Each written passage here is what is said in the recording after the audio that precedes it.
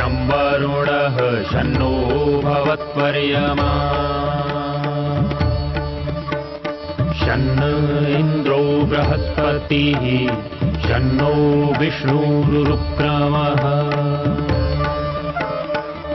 ॐ शान्ति शान्ति शान्तिः।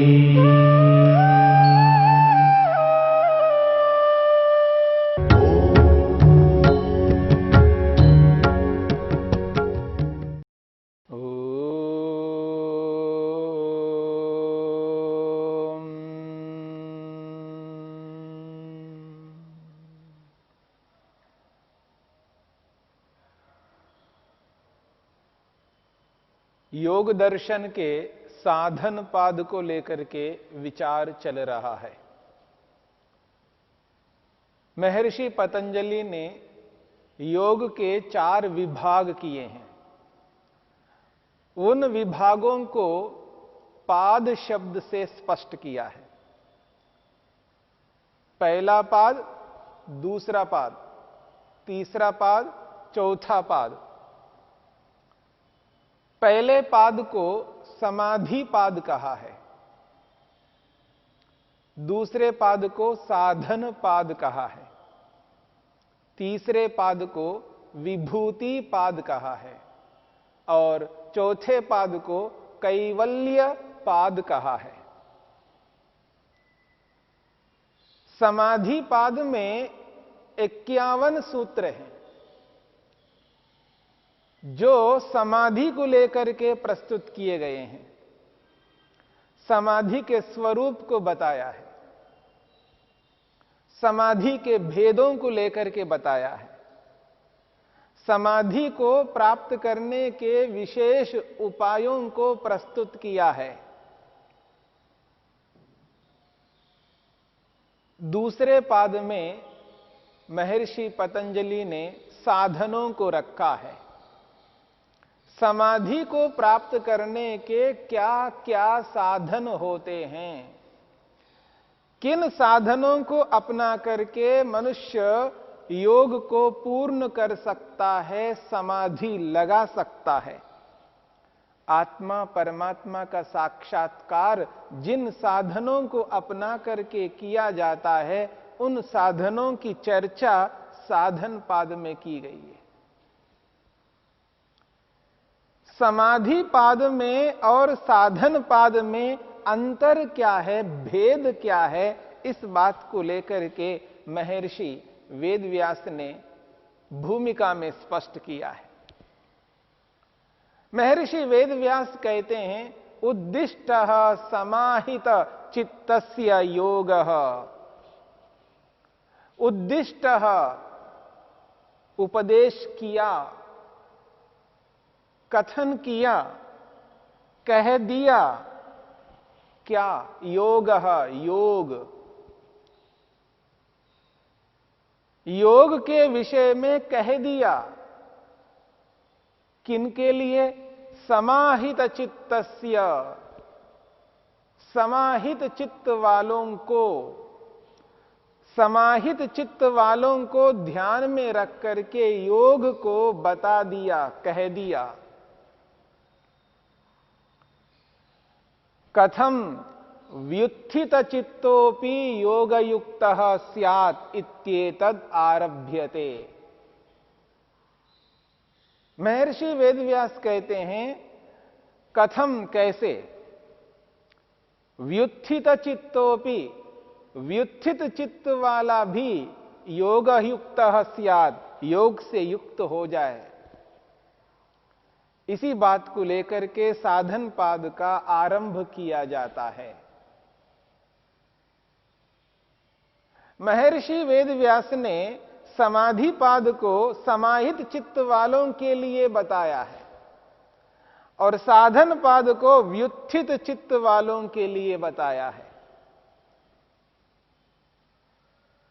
समाहित चित्त का अभिप्राय है एकाग्र चित्त। एकाग्र चित्त वालों के लिए, एकाग्र मन वालों के लिए समाधि पाद का कथन किया है। एकाग्रता का यहां अभिप्राय जिस प्रकार से लोक में जिस एकाग्रता को लिया जाता है, उस एकाग्रता की बात यहां पर नहीं कही जा रही है। लौकिक एकाग्रता और योग की एकाग्रता में भेद है, भिन्नता है, जमीन आसमान का अंतर है। योग की एकाग्रता से आत्मा परमात्मा का साक्षात्कार होता है, समाधि लगती है, मनुष्य का जीवन पूर्ण हो जाता है, सफल हो जाता है। लौकिक एकाग्रता से ऐसा नहीं होता, अर्थात आत्मा परमात्मा का साक्षात्कार नहीं होता है, समाधि नहीं लगती है। इसलिए लौकिक एकाग्रता और योग की एकाग्रता में सर्वथा भेद है, भिन्नता है। लौकिक एकाग्रता किसी को भी होती है, कैसा भी व्यक्ति हो उसको लौकिक एकाग्रता कभी ना कभी मिल जाती है। वो उस प्रकार का उद्यम, मेहनत, पुरुषार्थ करता है, जिस विषय में उसकी रुचि, श्रद्धा, आकर्षण होता है, उस विषय में लौकिक व्यक्ति एकाग्र होता है। आज नहीं तो कल कभी ना कभी हो जाता है और उस कार्य को वो संपन्न करता है, सिद्ध करता है। विद्यार्थी पढ़ने में एकाग्र होता है, पढ़ लेता है। व्यापारी व्यापार में एकाग्र होता है। लोक में जिन जिन कार्यों को करने वाले जितने भी लोग हैं, किसी न किसी रूप में कभी न कभी एकाग्र होते हैं। उस एकाग्रता की चर्चा यहां पर नहीं है। समाहित चित्त का अर्थ एकाग्र तो है, पर ऐसी एकाग्रता नहीं है जैसी लोक में होती है। समाधि पाद में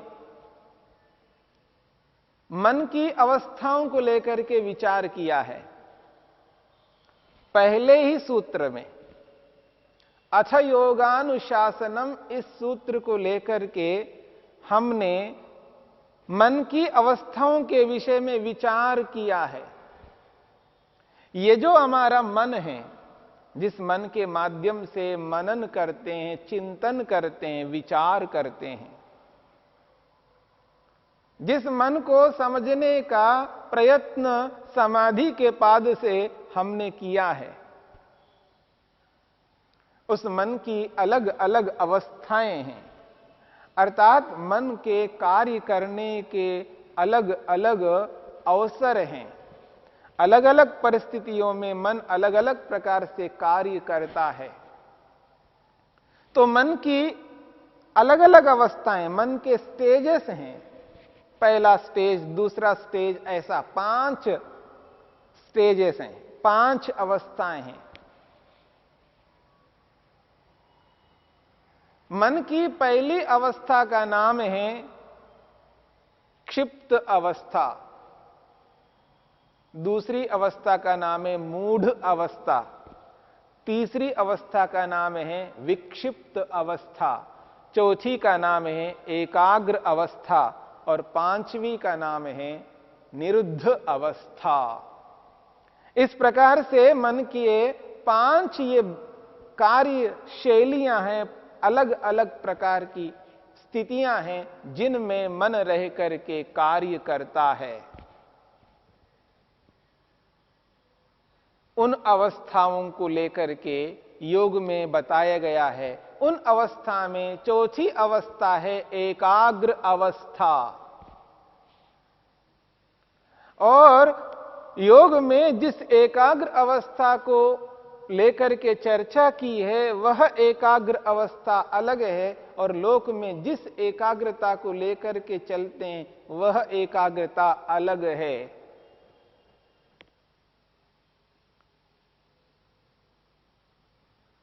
योग में जिस एकाग्रता की चर्चा की है, उस एकाग्रता से समाधि लगती है, आत्मा परमात्मा का साक्षात्कार होता है। लौकिक एकाग्रता में ऐसा नहीं होता है। मन की जो क्षिप्त अवस्था है, उस क्षिप्त अवस्था में भी कुछ देर के लिए व्यक्ति एकाग्र होता है, पर वो अवस्था है क्षिप्त। मूढ़ अवस्था में भी व्यक्ति एकाग्र होता है, पर वह एकाग्रता मूढ़ अवस्था की है। और विक्षिप्त अवस्था में भी मनुष्य एकाग्र होता है, पर वह एकाग्रता विक्षिप्त अवस्था की है।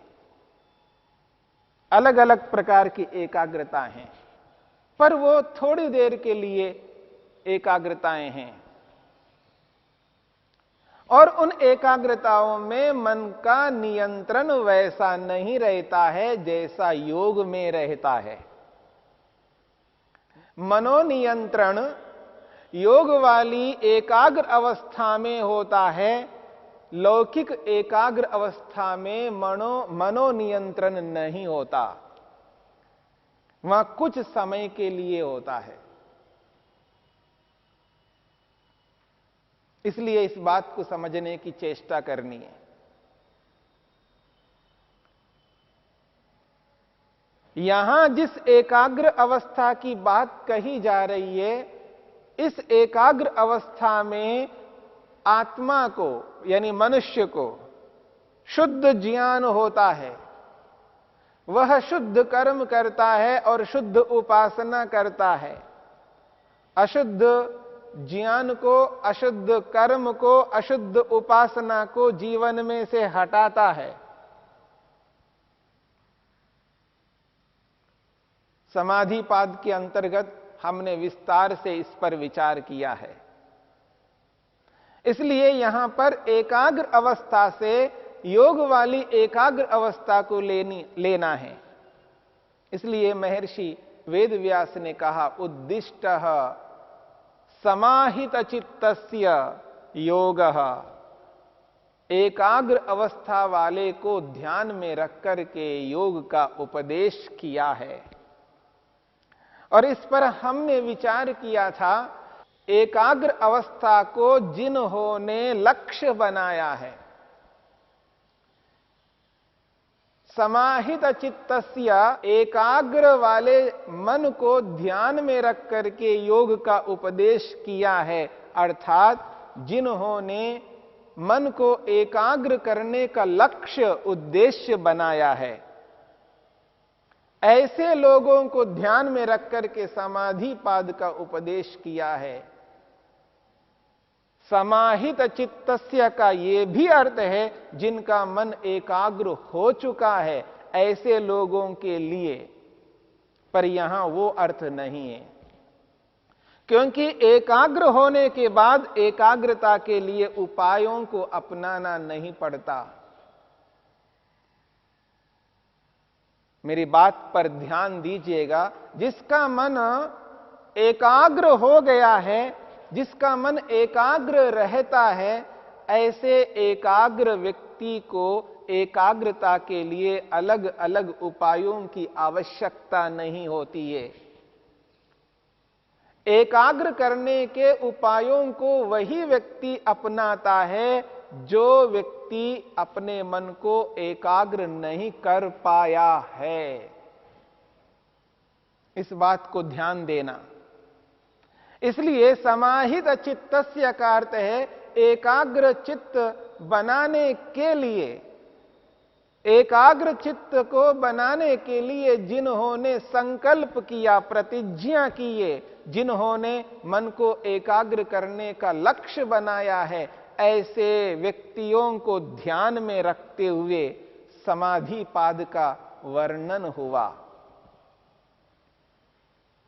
जो योग करना चाहते हैं, योगाभ्यास करना चाहते हैं, जिनका लक्ष्य ईश्वर का साक्षात्कार करना है,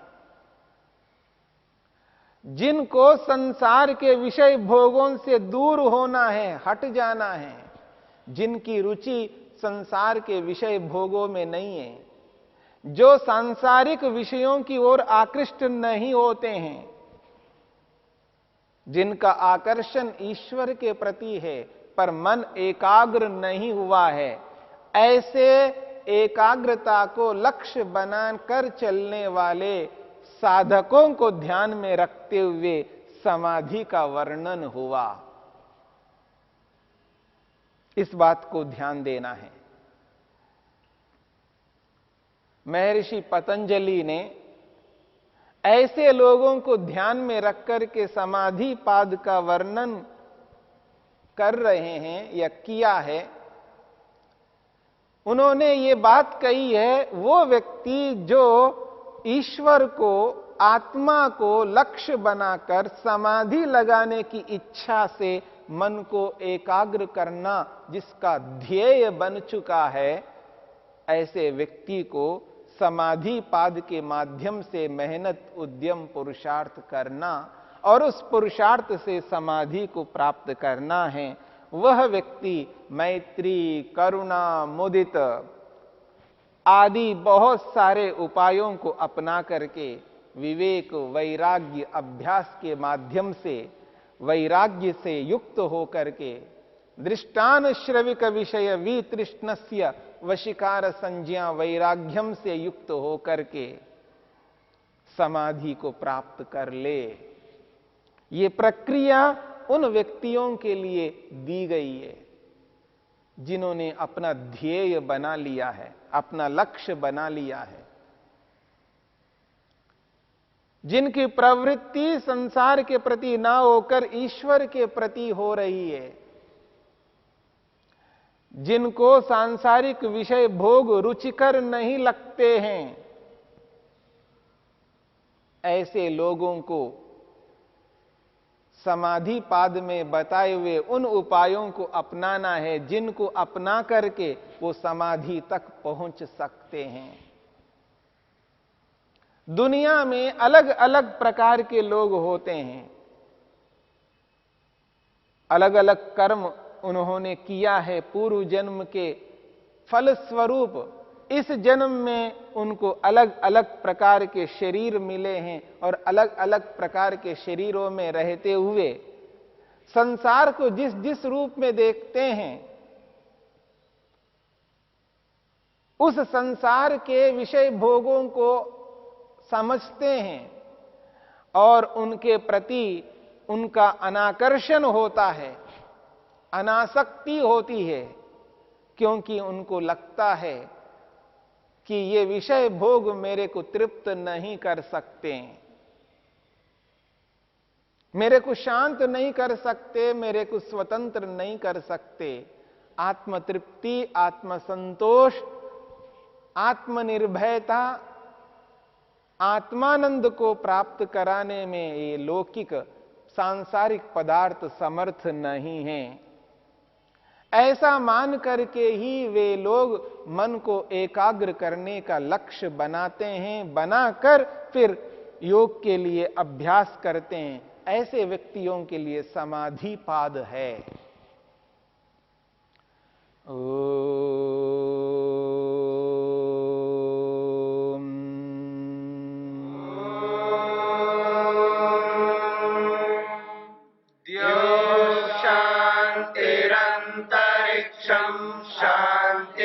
पृथिवी शान्तिरापः शान्तिरोषधयः शान्तिः वनस्पतयः शान्तिर्विश्वे देवा शान्तिर्ब्रह्म शान्ति सर्वं शान्ति शान्तिरेव शान्ति क्षमा शान्तिरेधि। शांति शांति शांति।